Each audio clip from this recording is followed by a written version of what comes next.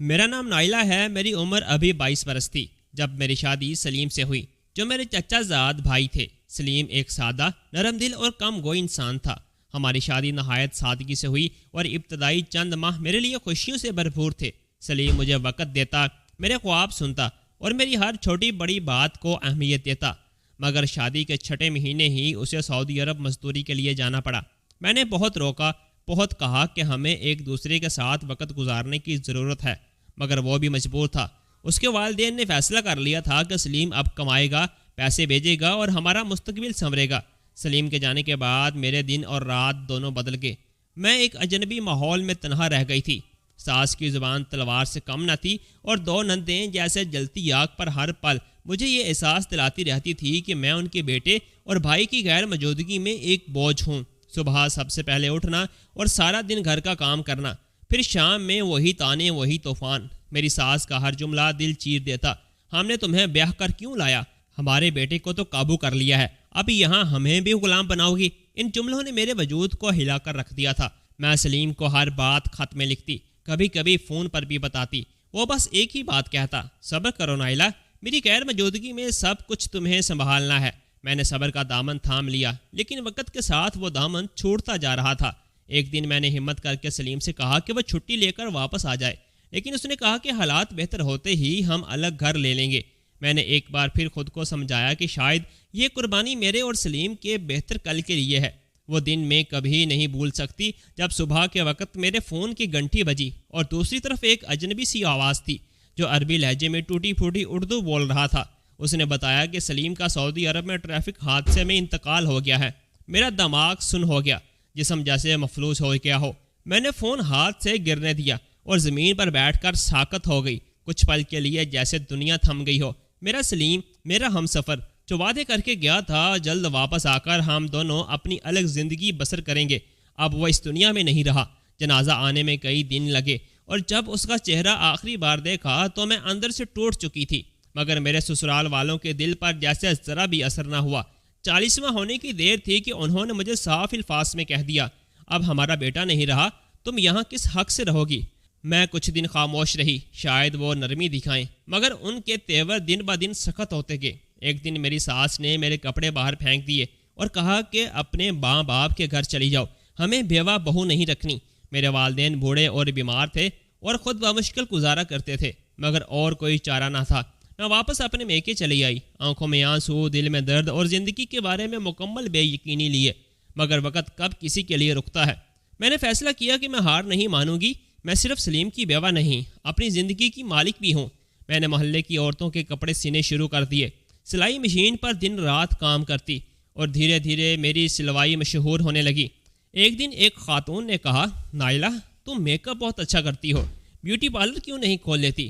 بس وہ دن تھا. میں نے اپنے کمرے کے ایک کونے کو صاف کیا، چند کاسمیٹک سامان خریدا اور چھوٹے سے پارلر کا آغاز کیا. شروع میں کم لوگ آتے، لیکن جیسے جیسے میری محنت اور دیانتداری مشہور ہوئی، میرے قدم جمنے لگے، لوگ مجھ پر بھروسہ کرنے لگے اور میں نے ثابت کر دیا کہ ایک عورت اگر چاہے تو نہ صرف خود سنبھل سکتی ہے بلکہ دوسروں کے لیے مثال بھی بن سکتی ہے. قدرت نے میری ساس اور نندوں کو بھی نہ بخشا، جنہوں نے مجھے گھر سے نکالا. وہی اب اپنے بچوں کی بیماری، مالی تنگی اور بے عزتی کے طوفان میں گھرے ہوئے تھے. میں نے کبھی بد دعا نہیں دی، صرف خاموشی سے اپنا سفر جاری رکھا، کیونکہ میں جانتی تھی کہ رب کی لاٹھی بے آواز ضرور ہے مگر بے اثر نہیں. میرے لیے زندگی اب ایک نیا روپ لے چکی تھی، ایک بیوہ بغیر کسی سہارے کے مگر اپنی ہمت پر قائم عورت. جب میں نے اپنے چھوٹے سے پارلر کی شروعات کی تو میرے پاس صرف چند کاسمیٹکس چیزیں تھیں، ایک آئینہ، ایک پرانا فیشل، سٹیم مشین، چند لپسٹک اور چند رنگ برنگے نیل پالش کی بوتلیں. شروع میں صرف محلے کی 2-3 خواتین ہی آتی تھیں، کچھ تجسس میں اور کچھ ترس کھا کر، مگر میں نے اپنے کام میں کوئی کمی نہ آنے دی. ہر خاتون کو احترام، صفائی اور مہارت کے ساتھ خوش رکھا. دھیرے دھیرے میرے ہاتھ کی مہارت مشہور ہونے لگی اور وہ خواتین جنہوں نے پہلے مجھے ترس بھری نظروں سے دیکھا تھا اب وقت لینے کے لیے فون کرنے لگیں. میں نے آہستہ آہستہ اور سامان خریدا. سیونگ مشین کے ساتھ ساتھ میک اپ کی تربیت بھی یوٹیوب پر دیکھ کر سیکھی. میرے پارلر کا نام نائلہ بیوٹی زون رکھا اور ایک چھوٹا سا بورڈ دروازے پر لگا دیا.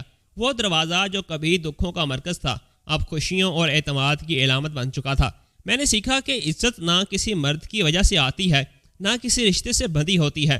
عزت خود کمانا پڑتی ہے، اور اپنے خون پسینے سے، اپنی نیت اور محنت سے۔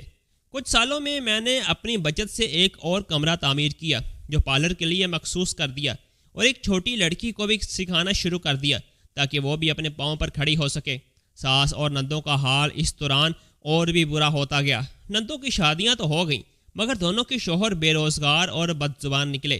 آئے روز جھگڑے اور طلاق کی نوبت، جبکہ میری ساس کے گھٹنوں میں درد ایسا ہوا کہ وہ چلنے سے قاصر ہو گئیں۔ محلے میں لوگوں نے کہنا شروع کر دیا، جس بہو کو تم نے دتکارا تھا وہ آج سب سے کامیاب ہے، اور تمہاری اپنی بیٹیاں تمہیں پانی تک نہیں پوچھتیں۔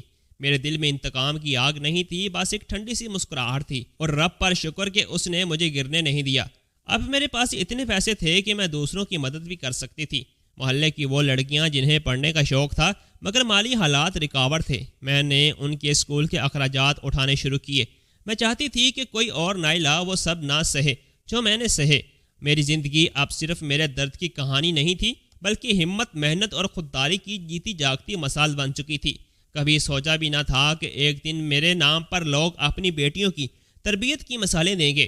جس نائلہ کو ایک وقت میں منہ میں زبان نہیں کیا کام آئے گی کہہ کر دتکارا گیا، اب اسی کے مشورے لیے جاتے تھے کہ بیٹی کو بیوٹی پارلر سکھوائیں یا سلائی کا کورس۔